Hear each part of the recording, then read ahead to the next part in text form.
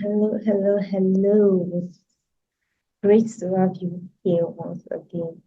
So this became necessary because there was an interception in the live section where my recording was stopped without my knowledge.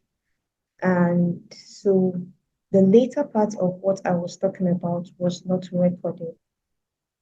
And when I eventually noticed it, I decided that the best way to go about it would be to record alone and just share it on YouTube so that we are all carried along in the conversation. This is the sequel of our original conversation on what do I do with this pain, trying to understand traumatic pain and how it affects us as individuals, how it affects our lives, our relationships, our choices, and a whole lot of things intertwined. If you've not watched the previous part of this video, please do that, else you would not understand anything I'm talking about. So I would share my slide just about now.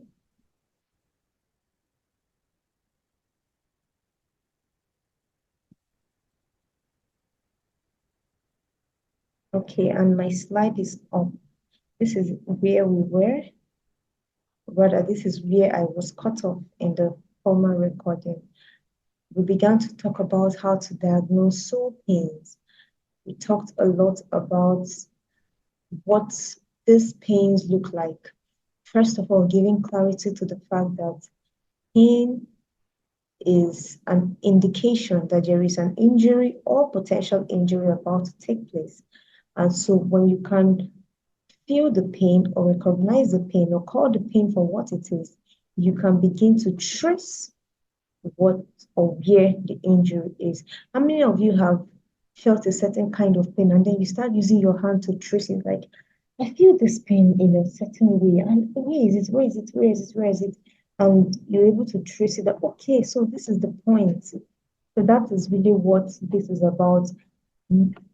Getting an idea of what the pain is so you can trace to identify where the injury happened.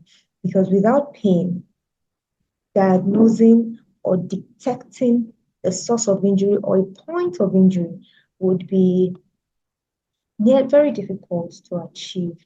So we went a great deal into the different so many kinds of soul pains, and we began to explore why this pain hurts, why this pain hurts as much as it does.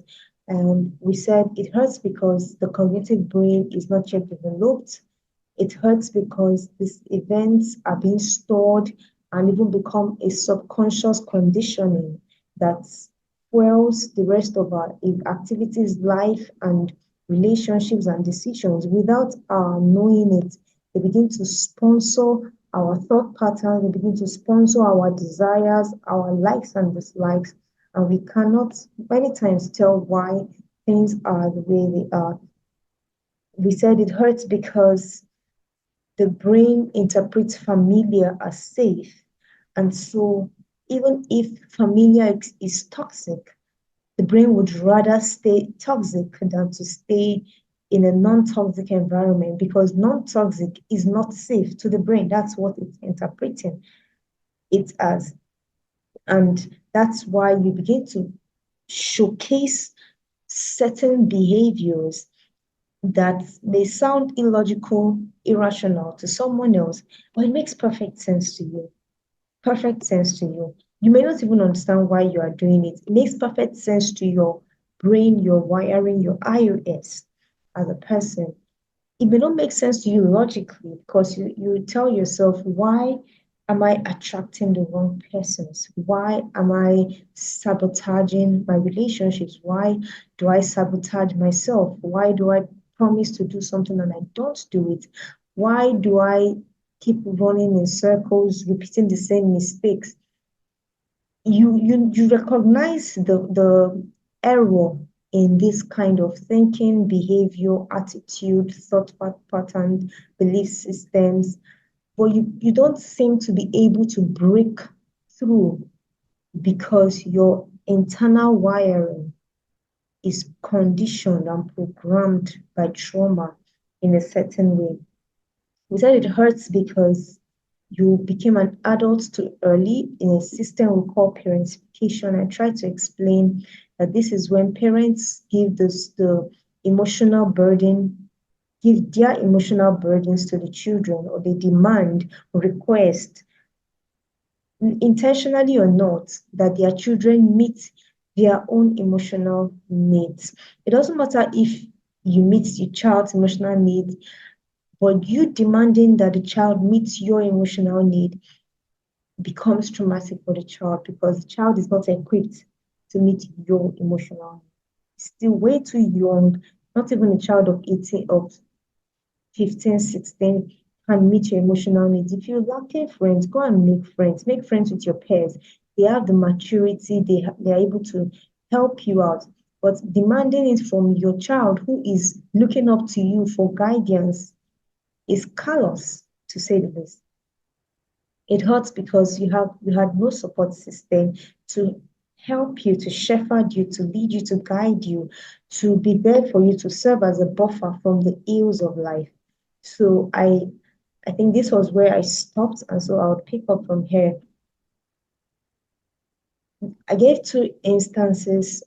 I gave an instance rather of someone who underwent, or two people, same age, who underwent trauma, as who underwent sexual abuse.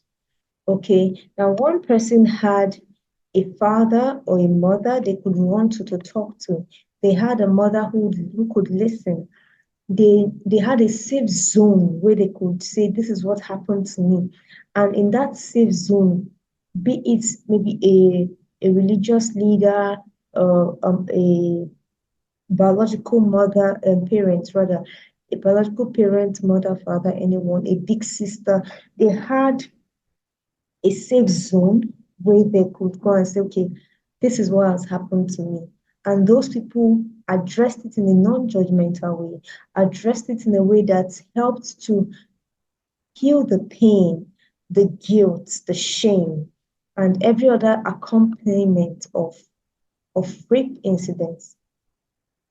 That person is more likely to thrive, is more likely to not ever relate herself, may not even remember that she had a rape incident.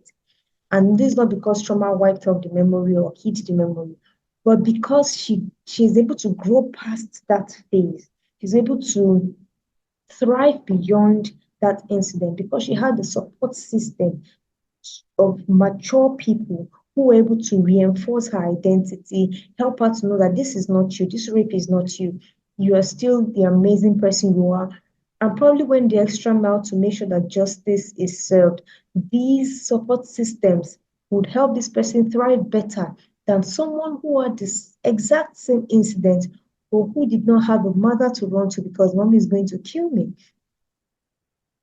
who did not have anybody to talk to, anybody that really mattered to talk to, who probably only had peers and she couldn't tell the peers because it looked terrible, it sounds terrible, or told the peers and they couldn't offer any reasonable counsel because they are children too. Okay, and at the end of the day, this person is more scarred, more hurt, more tainted in her perception of love, of relationship, of men, and all whatnot. And when you bring the two of them side by side, you both experienced rape at the same age, probably the same circumstances. How do you do it so differently? This question is a question of support systems. And so sometimes, many times, it hurts because there was no support system. And it's not just with rape incidents. You know that parents, as parents, if you need to relocate, now, studies show that children do not do well with frequent relocations, with frequent, changing of environment, which is bound to happen if father or mother has a job that makes them relocate. Children do not thrive very well in that kind of environment because children need stability to thrive. However, you found yourself in a situation, in an environment where these relocations have to happen more frequently than you would naturally want for a child. Do you know that support system is calling the child and saying, okay, this is what's happening, this is why it is happening, and giving the child. Now, you're not telling the child because you don't come with the mindset of or with the idea of this my work is also stressful. It makes me relocate every time and puts you in so much stress. I just wish I could find another job. When you do that, you've told the child indirectly, they pray for me to find job. And the child begins to take it as a personal responsibility to help daddy change jobs. That's not how to present it. You can make the child see that we have to move again. I know you do not like moving. I understand it doesn't work for you. You have to change schools. Hear the child out, hear what the child has to say, sympathize with the child, empathize with the child, and and let them understand that regardless of the numerous shifts or moves they are going to have, the stable thing, the constant is the love and support that you have for the child. At that point in time, you've given the child the support system it requires for the child to thrive. And if the child encounters anything, they know they can come back to you and say, I'm having an issue with this. I don't like the school here. They taunt me or whatever is the reason they don't like it, and you're still there to support. That's a support system. Okay. So many times it's not so much about the issue that is taking place, it's about how that has been addressed. And this can cause a lot of hurt that would point to an injury taking place. I also said it hurts because you inherited a pain that wasn't yours. And this is very typical. It happens to some of us, maybe not all of us, but some of us. And one typical example I remember is my dad would always say, "See, I don't have any friends. How many friends do you think I have?" And he said it knowing that it wasn't right to not have a lot of friends. But anyways, he sure did not have a lot of friends. And somehow, not necessarily because he always said that, but somehow I also ended up not really having a lot of friends. I have some friends, but not a lot of them. Okay. I had to intentionally begin to break out of that idea of not having friends. You see situations whereby the mother says something like, "Oh, I once had a friend, and the friend did this to me, so painful, so hurtful, and I vowed never to have friends again." And you're telling your child that the child inherits that pain. Never happened to the child. The child never encountered a bad person that hurts them in such a way. But because you have passed down that trauma, the child picks it up. Or, or mothers that say all men are useless. In fact, any man you marry, make sure that he's ABC or he doesn't do XYZ. And you paint it in such a way that, see what your father did. If I had known, oh, if I had known, I would not have done this. Why are you giving your child that information? You're wrecking them because the child always has this what to call the God, he always places the parent as God. Okay, so this almightiness, this perfect person, this person I look up to, who everything they say is true. Of course, until they get up to a certain age, then they realize, okay, maybe not everything they say is true. But at that tender, formative years of their life, they believe everything you say is true and they would suck it up as a sponge. It's very, very, very important what you feed child because they fed you those kind of things, mother or father, and you've grown up with an injury, a soul wound that is not yours. If they ask you now, okay, what's your rationale? It's my mother said, oh, then this happened to my father. Okay, so my father had this business partner. So the business partner duped him, and the business partner is from XYZ location in Nigeria. I will never want to have anything to do with those people, people from that tribe or people from that location. You probably have not even met one person, but the heart of your parent has been passed down to you. And so it begins to hurt. And I said, the devil fought you before you could fight. He fought you before you could fight, before you had the wisdom, the reasoning, the support system, the resilience to fight. He began to fight you. He began to fight you. He began to fight you. And there's so many ways these things can be solved, these soul wounds can be solved. There, I can't begin to even outline or exhaust them in this meeting, in this conversation. But there are so many ways this thing can be solved. And one of the key ways, sorry, give me a minute, just trying to confirm that we are still on board. Just trying to confirm that we are still together and that my slides are still here. Okay, great. So there is a solution, and the solution isn't called the balm of Gilead. Time is this passage. I should have outlined it here so that you see it for yourself and appreciate every word of it the way I do. It says, "Is there no balm in Gilead?" That should be Jeremiah. "Is there no balm in Gilead? Are there no doctors there? Why then is the health of the daughter of my people not healed?" And that's God asking the question, why is your heart not healed? Why do you still have this injury? Why are you still this pain? Why do you still have these issues? Have I not provided a solution? Have I not proffered solutions? So why are your hearts not healed? There is a balm in Gilead, and that balm in Gilead is to lead us into healing. But for us to ride on this, you need to understand that all truth is God's truth.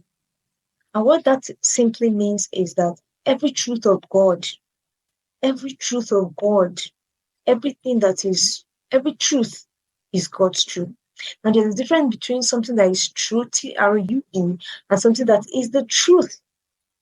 Something might be true, something might be a reality, but it doesn't necessarily mean that it is the truth, because we always see with what lenses. So that something might be a reality does not necessitate the idea that it is true.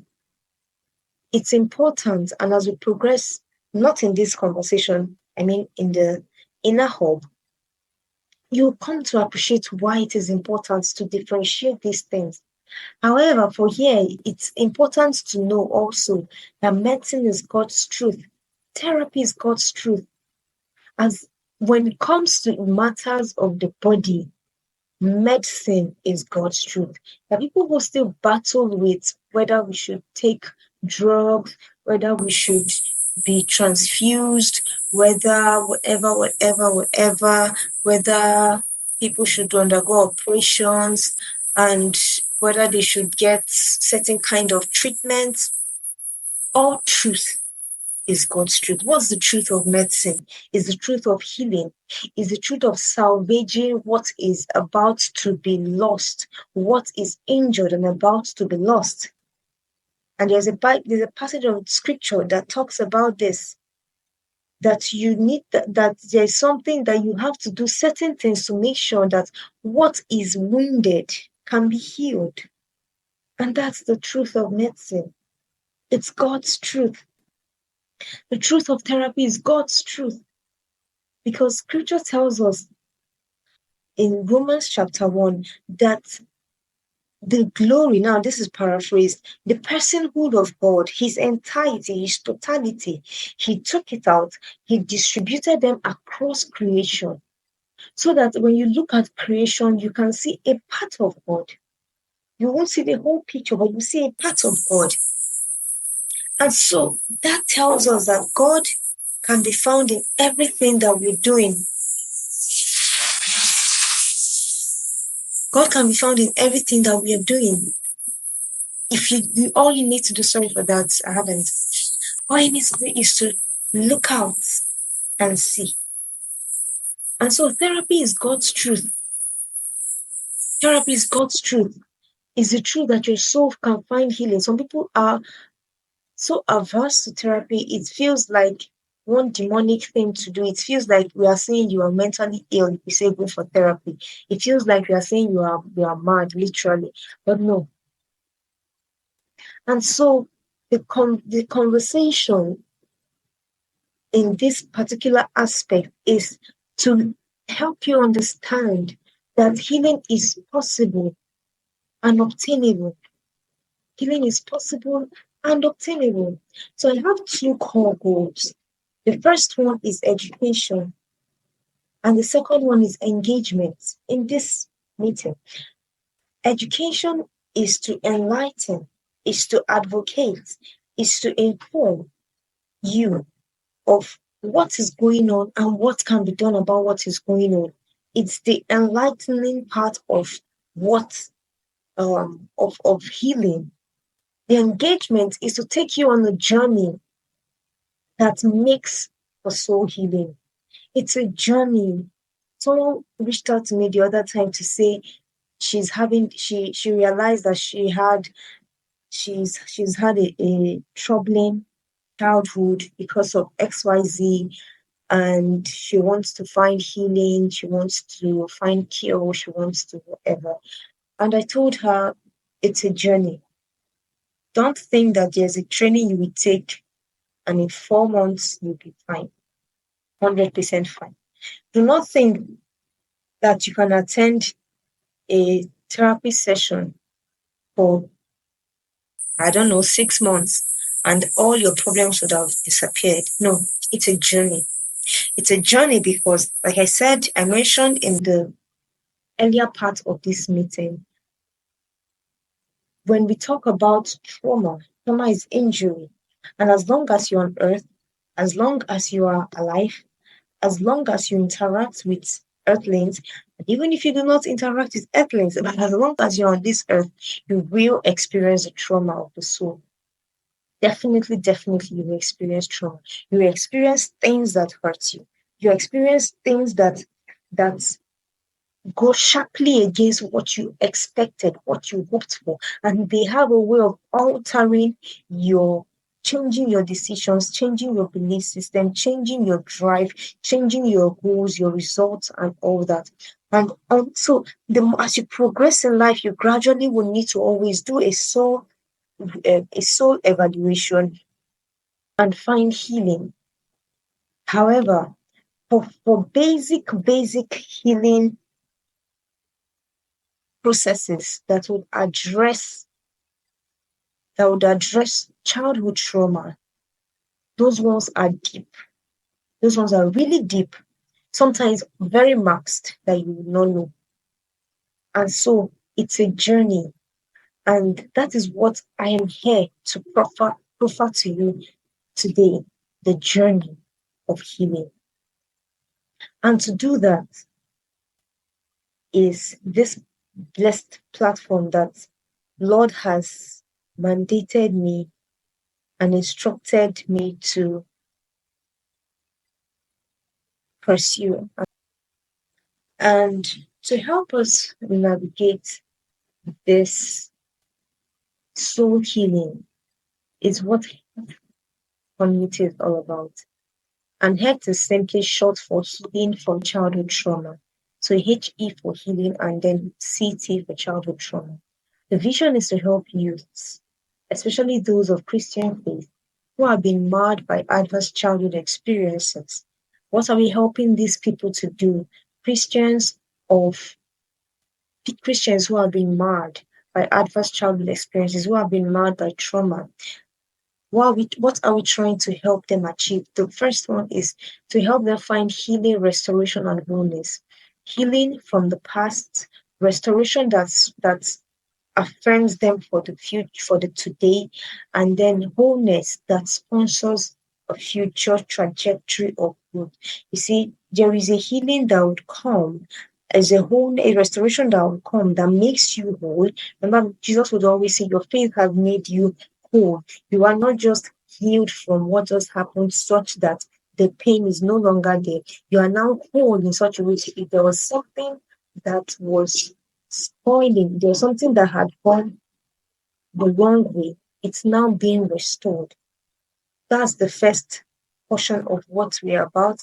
The second is to help these people, to propel them to pursue a healthier version of themselves.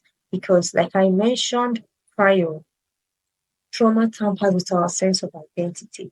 So until we address the sense of identity, it would be difficult to really progress from that place of trauma. And so pursuing a healthy version of yourself, knowing who you are and continually striving for better is very fundamental. And also to help them serve their God-given identity to the world from an untainted, trauma-free soul. If you're not careful, you will do things from trauma. If you're not careful, you will be moved by trauma, inspired by trauma, propelled by trauma, driven by trauma. You would you would you would start doing things simply because you had a difficult kind of upbringing. Even the way you do the things God has asked you to do as your own way of service to the world will be largely impacted by trauma. Have you seen people who, let's use a very common one. So let's say ministers of God who probably had issues with their superior, that's their spiritual leaders, and then broke out. And when you see them preach, you see the way they sometimes speak against spiritual leadership. You're wondering why so much venom? Why so much venom? And they may not do it intentionally, but that's trauma speaking.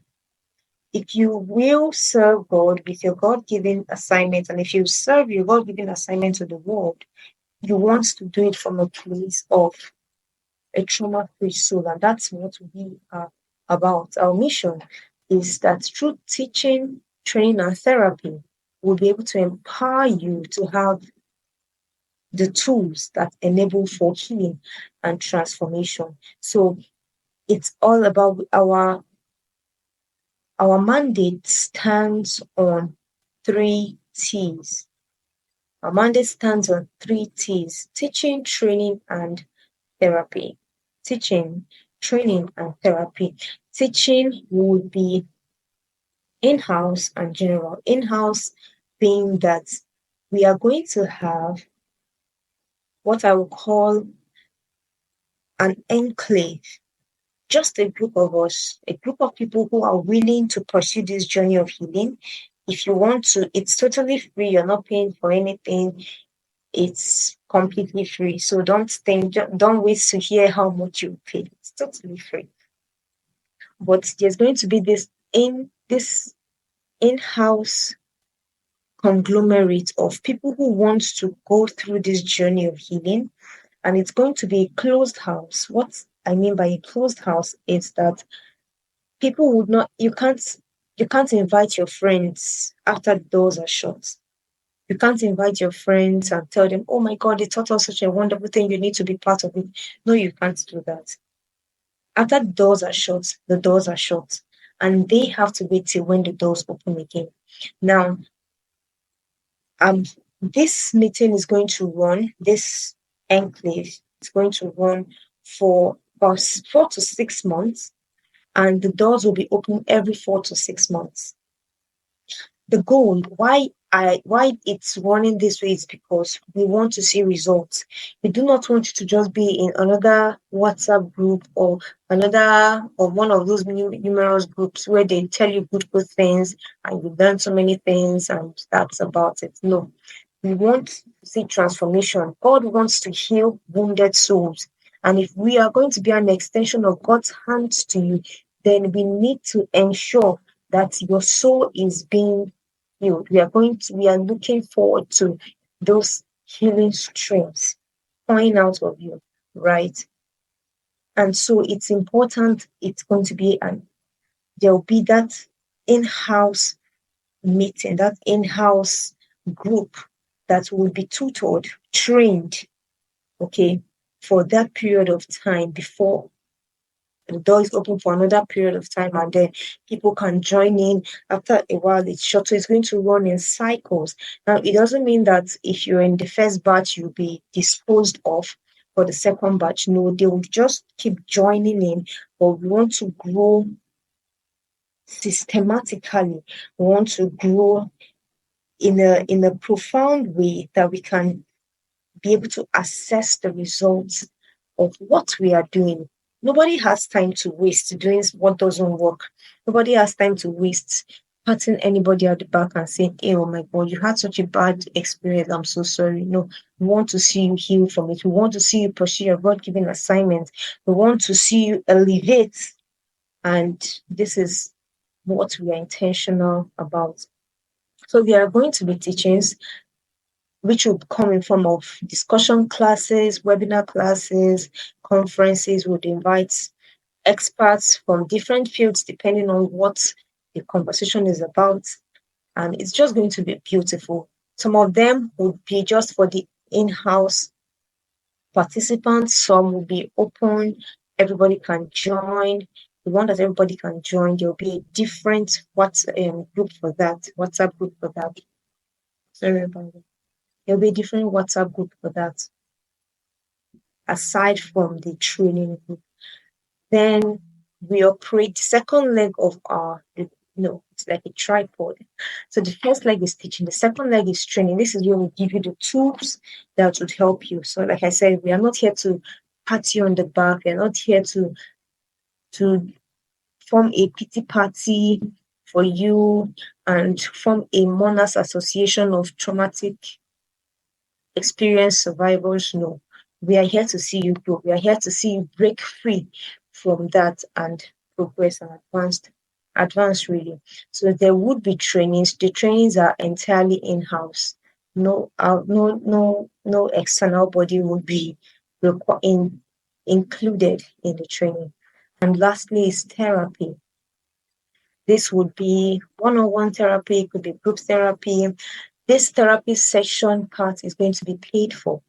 And I am not a psychotherapist yet.